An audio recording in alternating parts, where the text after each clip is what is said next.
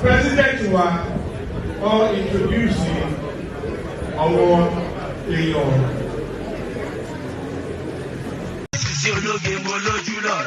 Ọlábísí Ẹ̀dújọbí ló pèdè lọ́wọ́ lórí ètò yín ètò wa Bísí Ológe Show lórí MITV UHF 43 àti DSTV Channel 255. Ètò tẹ́tí ń wò nípa àwọn òde àríyá lóríṣiríṣi bí ìgbéyàwó, ọjọ́ ìbí, ìsọmọlórúkọ, àjọ̀dún, ìfilọ́lẹ̀, ìsìnkú àgbà, àwọn ìpolówó ọjà lóríṣiríṣi náà ò gbẹ́yìn o. Aago 8 àbọ̀ sí 9 alẹ́ ní gbogbo ọjọ́ ìsinmi lẹ́ẹ̀ máa bá ọmọ yín pàdé láwọn òde àríyá ti ilẹ̀ yìí àtòkè òkun lóríṣiríṣi lórí MITV.